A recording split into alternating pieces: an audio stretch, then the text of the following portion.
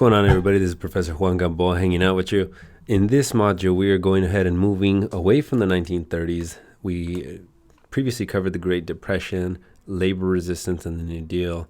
And in this module, we're going to really start to enter into what's known as the World War II era, roughly the years of 1940 to 1965, about 15 years. So bear in mind that as we enter this conversation and as we really start to begin the 1940s, it's very important to bear in mind that 10 years previous to this, remember that 1930s period that we talked about previously, was really characterized by a very anti-Mexican sentiment, where Mexicans were thought of as enemies of the public, enemies of the state, a drain on society. And we, of course, reflect on the intensive repatriation campaign or deportations, where a large number of Mexican Americans and Mexican immigrants were thrown out of the United States and back into Mexico. And for some of them, it was the first time they'd ever been there. Many of them were even citizens of the United States. And so, you know, for many scholars, historians, this really represents a great injustice and even a forgotten injustice that so many American citizens of Mexican descent were thrown out of their own homelands and treated as foreigners and as enemies. And so after 10 years of placing blame on Mexicans, now here comes the 1940s. And by the 1940s, you begin to hear another song, another tune, right? After 10 years of a major repatriation deportation campaign, the early 1940s begins to signal the entrance of the United States into World War II. And so it's right around this time period that you begin to see a very, an interesting shift, another narrative that begins to talk about Mexican peoples not as an enemy anymore, but in fact, if anything, we're in it together, right? It's a time of war, and let bygones be bygones, and let's focus on unity. After 10 years, again, of a very strong anti-Mexican sentiment of xenophobia and nativism, well, right, the United States enters World War II, Pearl Harbor happens, and then all of a sudden, we need you Mexicans. And you began to see propaganda posters like this that began to talk about, you know, working hand in hand as one united peoples, and that we're all Americans and let's fight for victory. In this module, we're going to go ahead and examine a little bit of the militaristic tradition and the military role within the Mexican American community. And so, believe it or not, Mexican Americans actually did serve and served greatly during World War II. Again, unfortunately, because so many people take their understanding of history from popular movies and media and culture, there's very little out there about the role of Mexican Americans in World War II. In fact, if you think about some of the more famous World War II movies, think about what are they, and think about the movies that you've seen, and you might recall things like movies like Saving Private Ryan, or even this huge documentary series called The War by Ken Burns, which put together, again, major footage that tried to highlight and spotlight the role of Americans in World War II. And unfortunately, again, if you were to base everything that you know about Mexican Americans just based on movies like Saving Private Ryan and mainstream movies and culture, what would you think about Mexican Americans during World War II? And most people are left sort of scratching their heads wondering, well, I don't know, where were they? Because the average American is led to believe that Mexican Americans were just not there. We were sort of invisible. We weren't, we were in the field, I don't know, but many people are misled to believe that Mexican Americans did not serve during World War II, and that's an absolute falsity. In fact, what we do know is that there were about 2.69 million Chicanos, or in other words, Mexican American peoples, living in the United States, with 1/3 of them the draft age, so a very young population that's growing. And overall, again, a very conservative estimate, still about 375 to 500,000 Mexican Americans actually served, enlisted, and fought during World War II.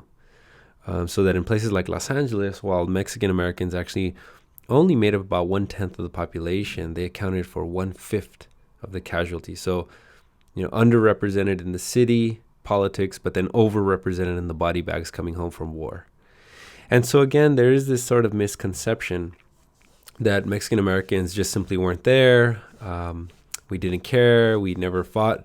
But the truth is that when you look at Mexican Americans and their participation in the military, in fact, you find a very strong and rich tradition of Mexican Americans fighting, enlisting, and serving in the armed forces. And this isn't unique to just World War II. You see this in Vietnam. You see this in the Korean War. In fact, you can even date it back into the Civil War, where Mexican Americans were fighting in popular wars. And so there is this long, rich history. It, of course, bears reminding, if Mexican Americans have had such a strong presence in serving and enlisting in the forces, why don't we know about this? Why aren't we aware of this? Now, interestingly, Rudy Acuña and many other scholars, they highlight the fact that it's not only that Mexican Americans have had a very strong tradition of enlisting in the military forces, but if anything, you actually find not only evidence and examples that they served, but you actually find that in World War II, they served with honorable distinction, with high honors. We know that at minimum, there's at least 12 medals of honors that were handed out to those of Mexican American and Hispanic heritage, which now looking back on it, we know that this was proportionally the highest number of Medal of Honors that were given to any ethnic group according to their, again, size and proportionality. So not only, again, were they there, but they actually won the greatest number of Medals of Honors proportionate to their group. That's pretty significant. 320. And by the way, just to be sure, 12 Medals of Honors is a big deal because the Medals of Honors are handed to you by Congress. And when you think about who earns a Medal of Honor, well, this typically means that someone earned a Medal of Honor because they acted in some selfless way. It took a great act of courage, of bravery, and oftentimes, at times even made sacrifices, right, to save the lives of others, of the people on their unit or in their brigade, or brought them to safety in the middle of a contentious battlefield. And so these Medals of Honors are very, they're of a high distinct, of high honor, handed and awarded by the Congress. And so we know that there's 12, but we also know that there's a lot more than that. In a recent news article that just came out in about 2014, around there, the Obama administration, in fact, went back and attempted to rectify an issue that was overlooked. There's only 12 on record that for the longest, but that number should be significantly higher because there were so many other Latinos, Mexican Americans, Puerto Ricans who should have and actually did deserve the Congressional Medal of Honor, but never got it because they faced racial discrimination since then. And so right around 2014, the Obama administration held a huge White House press conference and a dinner, and they awarded many of these. They were now much, much older in their elderly years. Some of them were into their 80s and 90s, and they were, and many of them were even deceased, no longer with us. And we know that at least 24 additional names were added to the Medal of Honors of people who should have deserved it, but didn't get it because of racism.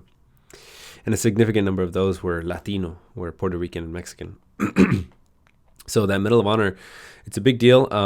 And of course, there are further that the Bronze Stars, the Purple Heart, and it makes you wonder that if World War II is such a big deal in our American imagination, our American memories, then why have Mexican Americans essentially been stamped out from our role and our participation, the contribution of Mexican Americans during World War II?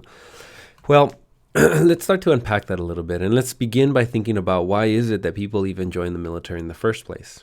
And think about, for you, perhaps if you're aware or know of anybody who joined the military, or perhaps have family who has joined the military, or even you yourself, why did you do it? Why did they do it? Right? Ask yourself that. And what we come to find by studying this time period, why would large numbers of Mexican Americans want to enlist in the Army after 10 years of an anti-Mexican sentiment during the Great Depression? All of a sudden you're being asked, you're seeing posters like this. That's Uncle Sam saying, I want you for the United States Army, find your nearest recruiting station. These are very typical and common recruiting posters of Uncle Sam. Right? There was a very popular kind of slogan, don't ask what your country could do for you, but ask what you can do for your country. And so in times of war, right, resources are strapped. This idea of we're all in it together. And why would so many large numbers of Mexican Americans enlist in the Army? Well, let's think about this. To some, there was absolutely this idea of patriotism in Mexican Americans. So bear in mind that some Mexican American families had already had, fathers and uncles who had already served during World War II. World War One, and so now, for some grandfathers and fathers, they turned to their sons, and it became a tradition in their family to enlist in the military. And so some fathers and grandfathers turn to their grandsons and sons and expect them to continue on this legacy and tradition of becoming a man by enlisting in the army. And so we do know that there is a generational feeling that of family tradition, and others, lean the other way, saying that, well, if we were thought of as the enemies during the 1930s and the Great Depression, well, this is my chance to prove that my race, my Mexican community, my Latino community, we know how to die anywhere. And so for some Latinos and Mexican Americans, this became, again, a way of proving how loyal you were to your country by being willing to go out and put your life on the line, put your body on the line in the name of freedom and in the name of the things that your country represents, right? The ideals of freedom, of equality, of justice, of democracy. And so there's an entire generation of Mexicans that were motivated by this idea. And notice that it's not just nationalism. It's not nationalism in the sense that I'm going to go blindly do whatever for my country, for this flag, but it's patriotism in the sense that, I believe myself to be a member as an American citizen, and with that comes responsibilities. And with this responsibility, there were many Mexican Americans who felt that if they had been seen as the enemy, well, this was their chance to prove that they are as American as anybody else. But that's not the only reason. In fact, there are many more other reasons, many more significant reasons that we find among the Mexican American community. And primarily, one of them being, it's a job opportunity, right? For most Mexican Americans, many Mexican Americans were not expected to go to colleges and universities. So when you're in places like, Fresno and in Bakersfield and the San Joaquin Valley and Salinas, and your family comes from a tradition of working in the fields, working in construction, in the railroads, in the mine, basically this became an opportunity to get a good paying job. It's, for many Mexican Americans, it wasn't even so much they were patriotic. It's more that they found an opportunity. It's more that they found an opportunity. And by the way, many of them did remember freshly what it was like to grow up in the 1930s. Many of them knew what it was like to have their families separated. And so, again, you have a number of Mexican Americans and Latinos and Puerto Ricans who joined because they felt like this was a way for moving up in society. It became an access point for upward social mobility. So you can go and get trained here. You didn't have to take out loans. They would train you. They would discipline you. You would learn a whole bunch of skills. So many took the opportunity to become skilled and get a job. Others were drafted. They didn't have a choice. They were drafted and you had to go enlist and serve.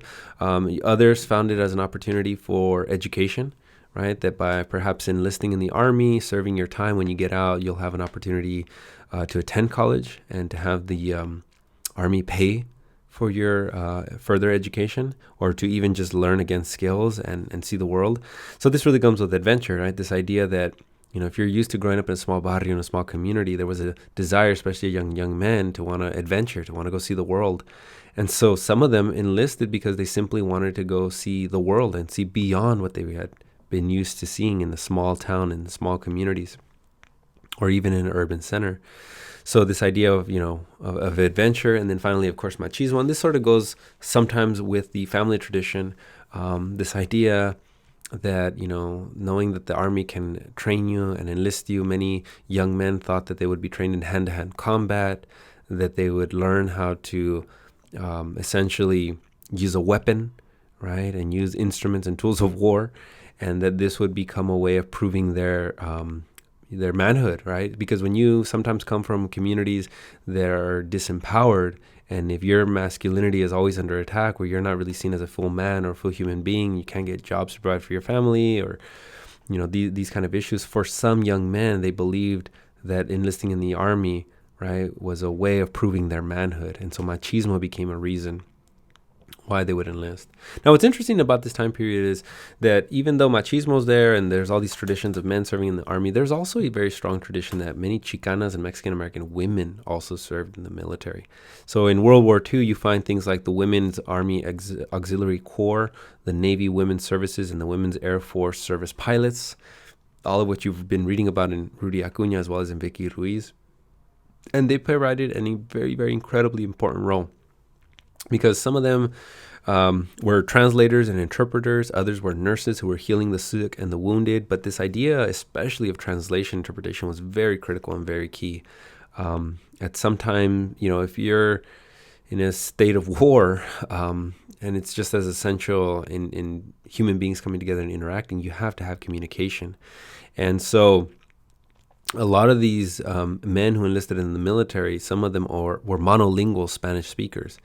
And so many women were recruited in an effort to help translate and interpret so that there be communications. And so many of these women became like bridges that brought together these two worlds.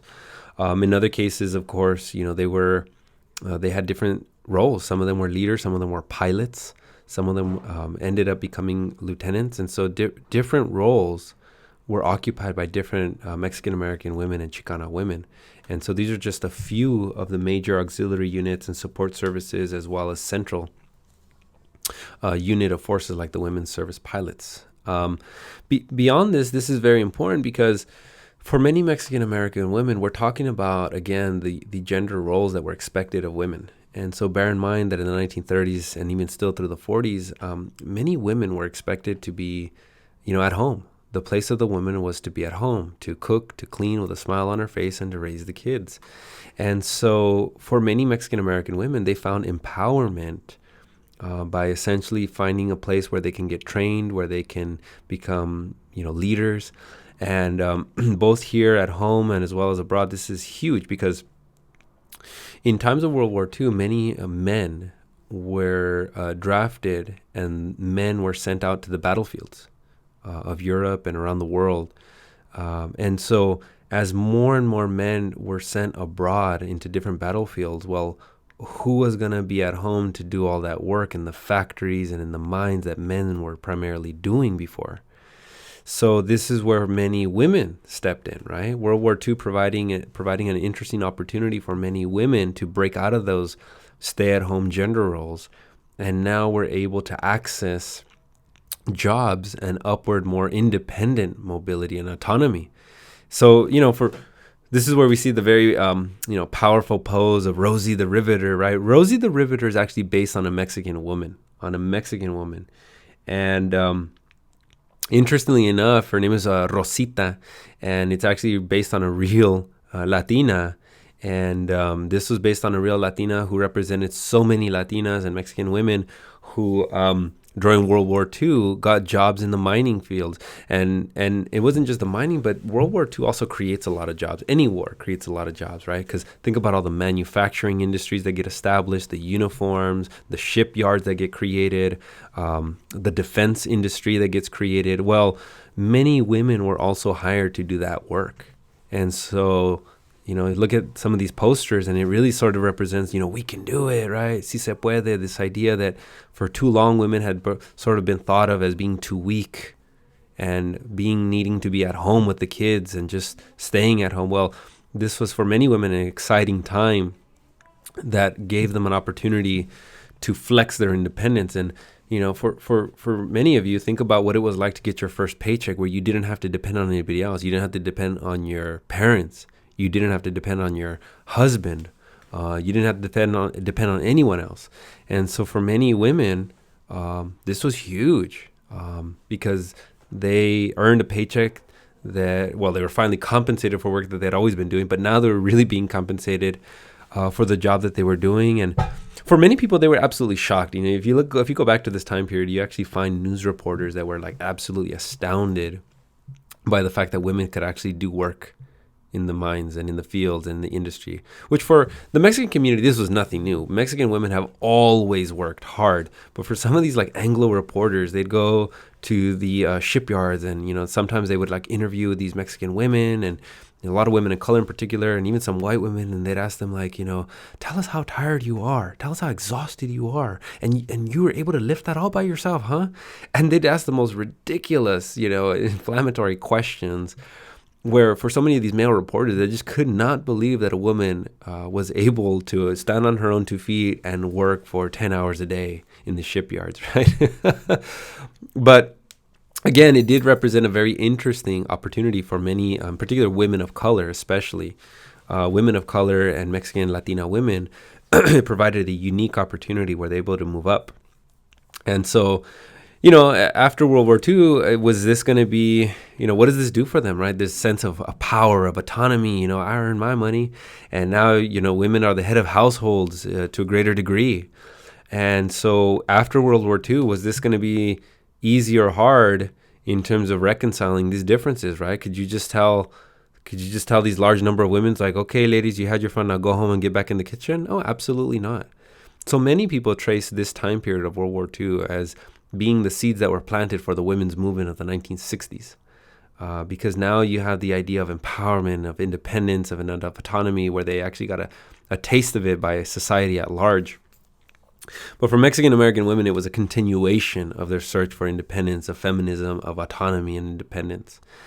And so in terms of the men, you had some really interesting experiences where many of these Chicano, Mexican American, Latino, Puerto Rican men had spent time fighting abroad. And here they were, elbows to elbows with other white men, other white European men, the French, the English. Think about the allies who were our allies during World War II. And for the first time, you had many Latino and Chicano men who were interacting and encountering different kinds of white men, right?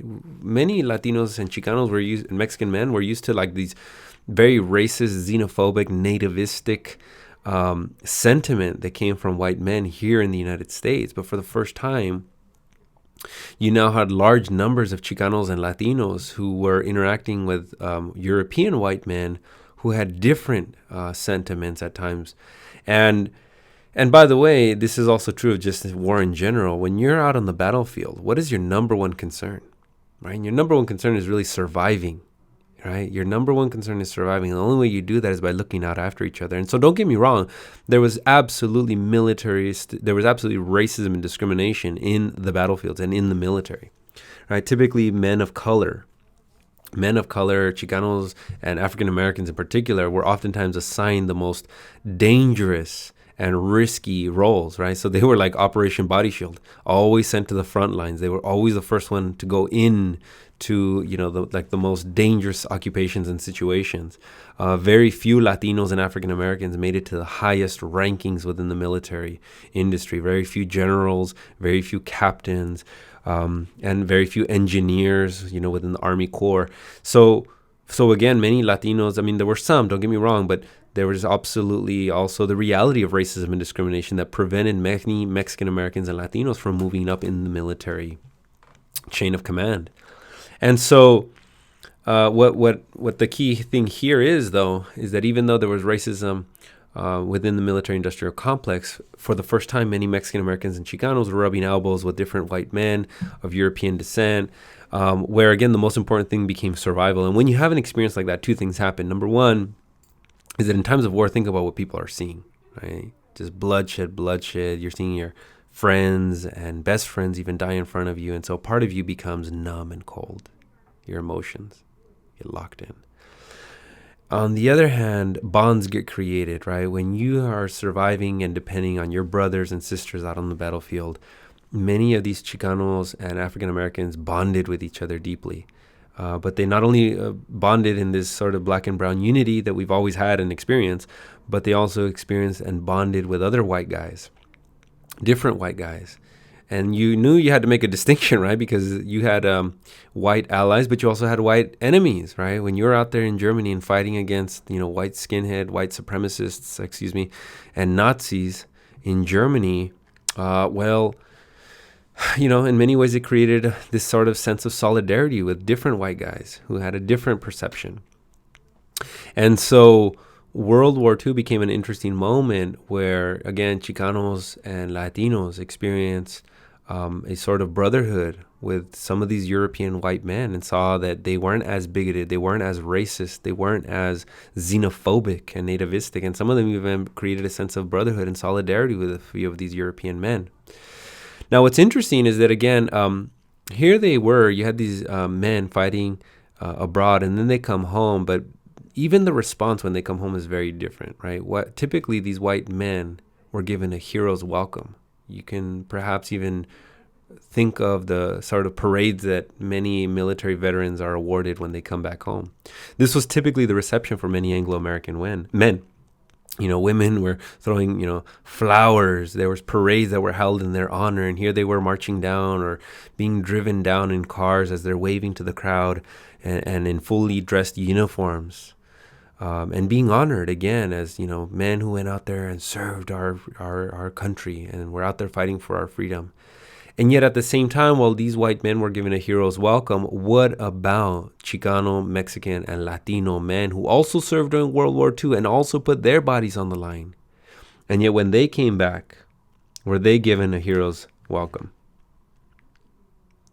And so bear in mind that wasn't the case at all. For many Chicano and Mexicano men, they in fact came home to, just another day, back to business. And so this is where we begin to see the realities that for many Latino and Mexican American men, they were essentially continuing to face the racism and discrimination that before they had left, and now continue to face it after. And here's just a small taste of it, right? This is Antonio Campos, who served in the military of World War II, and he said, and in the restaurants, if you wanted to get fed, you had to go in the back. That's where Mexicans and dogs were in the back. You had to get a sandwich and then go home. So imagine coming back after serving your country, after going out there to fight for freedom and democracy and fighting against Nazis and, serving for days or months or years. And now you come home in a fully dressed uniform. Here you are being told, get back in line, boy. Right? Imagine the irony, the bitter irony, the bittersweet contradiction of spilling your blood for a country, and then here you are coming back and being seen as the enemy, or coming back and still being seen as un-American. You're still not American, even though you put your body on the line, even you saw your brothers and sisters die on the battlefield, and you're still not seen as an American. And of course, we know that there's a very famous incident around this that triggered an entire movement. It was known as the Longoria incident, which you'll be learning more about. And I'm not going to talk too much about this because you're going to learn more about it in one of the film clips. But Private Felix Longoria, we know, was a soldier who was killed in action. His body, I believe from the Philippines, was recovered and it was sent to Three Rivers, Texas, highly and deeply segregated Texas. And when his wife tries to essentially organize services for his funeral and for his burial, his wife was essentially denied, where the chapel owner basically said that we're afraid that burying a Mexican, having services for him, and burying him in this side of town, it would upset the locals, meaning that it would upset the white folks. And so not only in life, but even in death and in cemeteries, they continue to face racism and segregation. And so I'll let you unpack that story as you read about it with Rudy Acuña, as well as in the film. But bear in mind that this is a very, very significant and pivotal case, because out of the Longoria incident, many other veterans begin to rally around and make this the case that begins to unify all other veterans, in particular Mexican-American veterans, Latino veterans who continue to face racism and discrimination. And so Hector P. Garcia he gets called in, and he is a very, very, very serious veteran organizer, medical doctor, who comes in to help the wife of Felix Longoria, and through these efforts begins to organize not only in the state of Texas, but even takes this case nationally and calls upon senators, calls upon the president to take action. And eventually we know that Private Felix Longoria, although there was so much bittersweet agony in its struggle, in the end he ends up being buried not in Three Rivers, Texas, but he ends up buried in Arlington Cemetery, one of the most prestigious and highest honor burials that one could receive up there in Washington, D.C. And he's buried, and this is a very famous place where founding fathers, are the so-called founding fathers are buried. And so in the face of many people who insisted on Mexicans not being good enough to be, to eat in the same places as whites, or to be buried in the same place as whites, in the end, because of this movement by veterans in something known as the GI Forum, the organization that comes out of this. Private Felix Longoria ends up being buried in Arlington ceremony. So pay close attention to the GI Forum. That's a very, very important, significant organization. Now, what's important to also bear in mind is that for many Mexican Americans and Chicanos and Latinos, what this also meant was that as they came back home, because many of them had learned job skills, they were able to transfer some of those skills from the military and were able to move up just a little bit more when they got back. And so many of them were able to receive a little bit of a bump up in terms of their jobs, in terms of their pay, because of the experiences that they had gotten. And they were able to transfer them back here at home. But really more importantly, there was a little bit more of a middle-class boom. But really more importantly, it was also a huge psychological shift, right? Because many Mexican Americans, like other communities of color, had been taught to have, where they were instilled with a sense of inferiority and fear, right? That ultimately, especially in places like the Deep South, it's white, powerful men who have the power. And so for many Mexican Americans coming back from World War II, that really shifted their psychology. When you're out there in the battlefield and you're fighting against white supremacists and Nazis and you're killing them and you're toe-to-toe with them and you're winning, and that's what World War II was. You end up, feeling this victory over Nazis and white supremacy. Well, when you come home, you may no longer have that fear, because if you know what it's like to go into battle and win, and now you're coming here home to the United States and you're facing folks like this, whether that be in Arizona, New Mexico, California, or in Texas, many Mexican Americans and Latinos had lost their fear of white nationalists and of white supremacists. And there was a huge boost to self-esteem, right? Because you knew what it was like to confront these guys and to win in the battlefields. And so now coming back home, it just felt like another battlefield.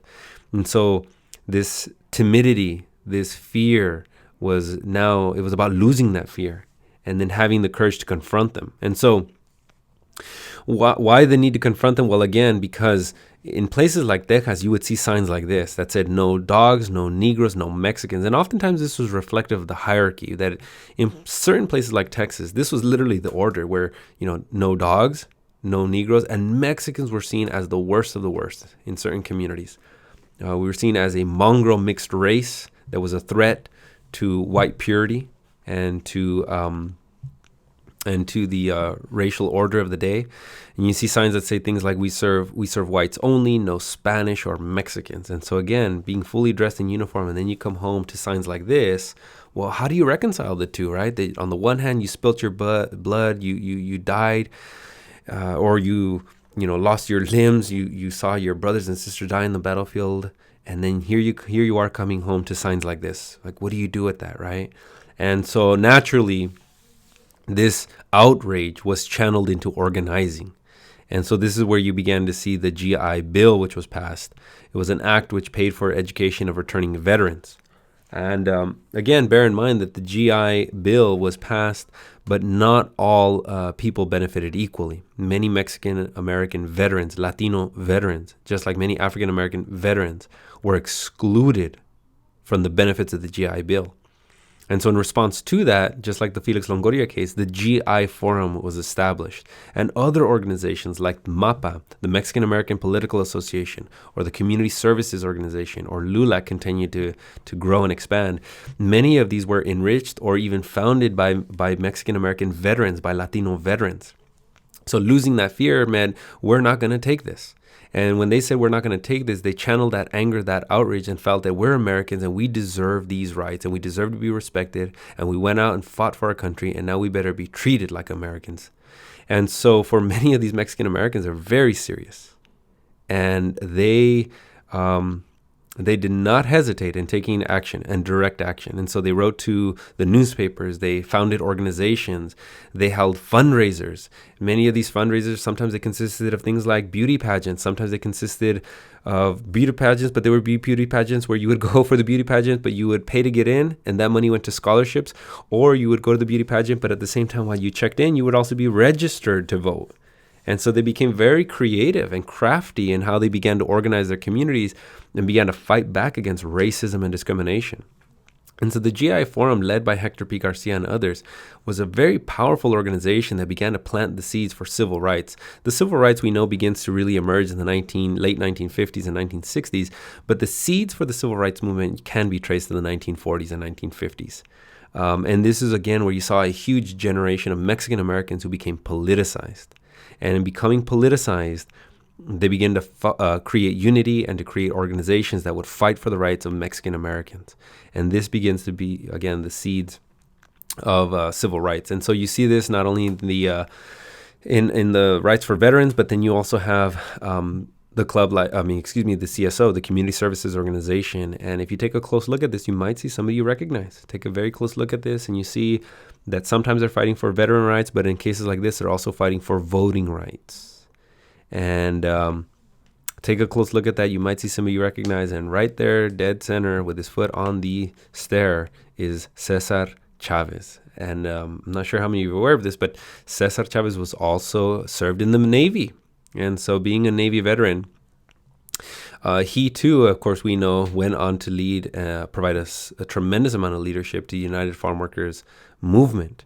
And so here we again see the seeds being planted for something very significant and powerful that becomes the seeds of the civil rights movement. But this goes to show us again that Mexican Americans absolutely did, live and die for their country. They lived and died for the United States of America, as they always have.